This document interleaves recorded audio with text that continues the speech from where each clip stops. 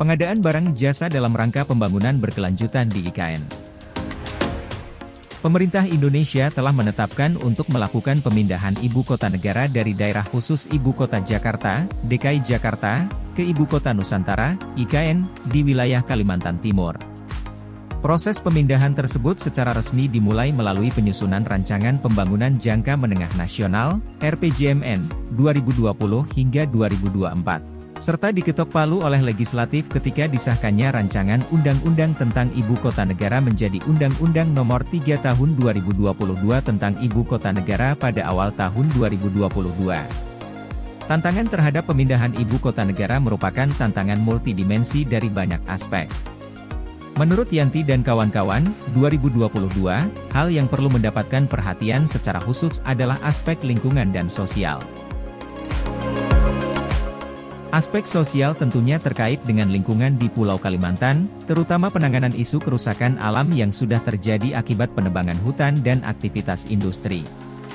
Pada aspek sosial, potensi adanya kesenjangan pendidikan, ekonomi, dan kesehatan antara penduduk setempat dan penduduk yang akan pindah ke IKN akan terjadi jika tidak diiringi dengan peningkatan keterampilan dan pendidikan masyarakat setempat. Benang merah untuk melakukan mitigasi risiko terkait tantangan yang telah dipaparkan tersebut adalah melalui perencanaan dan implementasi pembangunan secara berkesinambungan terhadap perubahan lingkungan strategis yang datang terus-menerus. Dalam kaitan pemindahan dan pembangunan ibu kota negara, perlu diterapkan prinsip pembangunan berkelanjutan, yang akan sejalan dengan kedudukan Indonesia sebagai salah satu negara anggota PBB yang juga ikut mengadopsi resolusi Sidang Umum PBB AS 71, Transforming Our World, ke 2030 Agenda for Sustainable Development, pada tahun 2015. Sustainable Development atau pembangunan berkelanjutan menurut Brundtland Report tahun 1987 adalah pembangunan untuk memenuhi kebutuhan sekarang tanpa mengorbankan pemenuhan kebutuhan generasi masa depan atau generasi yang akan datang. Salah satu faktor yang harus diperhatikan untuk mencapai pembangunan berkelanjutan adalah bagaimana memperbaiki kehancuran lingkungan tanpa mengorbankan kebutuhan pembangunan ekonomi dan keadilan sosial. Pembangunan ekonomi tidak semata-mata akan merusak lingkungan, tetapi justru pembangunan ekonomi dan pembangunan lingkungan dapat bersinergi satu sama lain.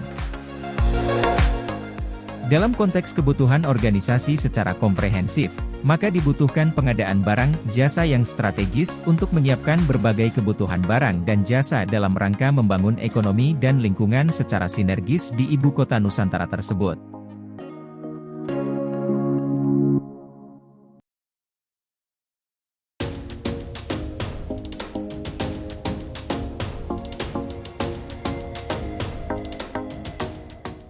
Kabupaten Penajam siapkan wilayah satelit ketahanan pangan selaras IKN. Pemerintah Kabupaten Penajam Pasir Utara, Provinsi Kalimantan Timur, menyusun perubahan rencana tata ruang wilayah, RT/RW, dan rencana detail tata ruang, RDTR, menyiapkan wilayah satelit serta ketahanan pangan untuk menyelaraskan dengan pembangunan dan perkembangan Ibu Kota Nusantara, IKN. Penjabat, PJ, Bupati Penajam Pasir Utara Makmur Marbun di Penajam, Minggu 21 Januari, telah melakukan koordinasi dengan pemerintah pusat dan Otorita Ibu Kota Nusantara, OIKN, menyelaraskan kebijakan untuk kepentingan Kota Nusantara. Kabupaten Penajam Pasir Utara sebagai daerah asal dan daerah terdekat dengan Kota Nusantara, menyusun perubahan RT/RW dan RDTR agar tidak berbenturan dengan pembangunan dan perkembangan Kota Nusantara. Perubahan RT/RW dan RDTR untuk penyesuaian dengan perencanaan pembangunan dan perkembangan IKN, jelas dia, di Kecamatan Sepaku sebagian wilayah Kabupaten Penajam Pasir Utara. Perubahan RT/RW dan RDTR ditargetkan cepat disahkan menjadi peraturan daerah, Perda, definitif, sebagai dasar investor berinvestasi di Kabupaten Penajam Pasir Utara, tambah Makmur Marbun. Pada perubahan RT/RW dan RDTR itu, lanjut Asisten 2 Bagian Pembangunan dan Perekonomian Sekretariat Daerah Pemerintah Kabupaten Penajam Pasir Utara Niko Herlambang, disiapkan wilayah satelit dan wilayah ketahanan pangan. Pemerintah Kabupaten Penajam Pasir Utara menetapkan Kecamatan Waru serta Babulu sebagai wilayah pertanian, perkebunan, perikanan dan permukiman pada perubahan RT/RW dan RDTR. Kecamatan Waru dan Babulu ditetapkan jadi daerah utama pertanian, perkebunan dan periklanan untuk ketahanan pangan, katanya. Kemudian menyiapkan Kelurahan Maridan, Riko, Sepan, dan Sotek di Kecamatan Penajam sebagai kota satelit serta pusat perdagangan dan jasa yang aman dan nyaman serta berkelanjutan.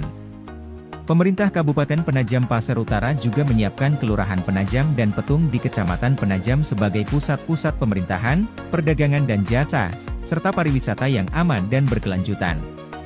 Sejumlah kelurahan di Kecamatan Penajam itu bakal menjadi wilayah satelit untuk pertumbuhan investasi yang menarik investor, ujar Niko Herlambang.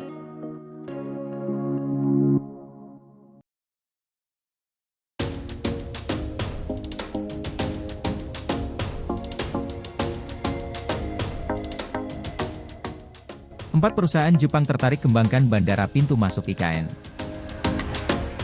Epang melalui Ministry of Land, Infrastructure, Transport and Tourism, MLIT, dalam acara-acara Air Transportation Working Group, ATWG, pada 18 hingga 20 Januari 2024 di Bandung menyampaikan ketertarikan beberapa perusahaan Jepang dalam pembangunan dan pengoperasian bandara di Indonesia.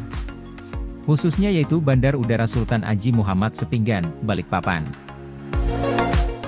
Direktur Bandar Udara Ditjen Perhubungan Udara Kemenhub Lukman F. Laisa menyampaikan Jepang memperkenalkan 4 perusahaannya yaitu Japan Airport Terminal, Jalus Inc., Taisei, dan Secom.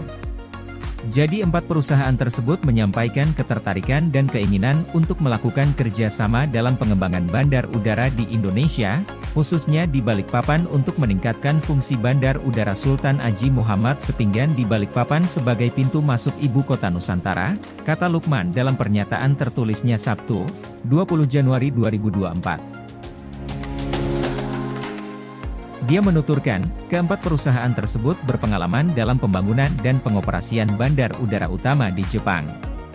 Beberapa di antaranya seperti Haneda Airport dan Narita Airport serta beberapa bandara di luar Jepang seperti Beijing International Airport di Cina dan New Ulaanbaatar Airport di Mongolia. Lukman menambahkan pengalaman Jepang dalam hal teknologi dan keahlian sangat luas, khususnya dalam pengembangan dan pengoperasian bandara di Jepang dan luar negeri. Ini diharapkan dapat membantu mengembangkan industri penerbangan di Indonesia, ucap Lukman. Selain itu turut dibahas adalah proposal Indonesia untuk meningkatkan rute ke Jepang dan penjelasan terkait Indonesia State Safety Program. Selain itu juga paparan perkembangan penggunaan bahan bakar alternatif untuk penerbangan Sustainable Aviation Fuel atau bioaftur di Indonesia. Kegiatan ini sangat bermanfaat sebagai ajang diskusi dan saling bertukar pengalaman antar kedua negara, harapannya selain dapat mengembangkan dunia penerbangan di kedua negara, juga dapat meningkatkan hubungan baik antara Indonesia dan Jepang, ungkap Lukman.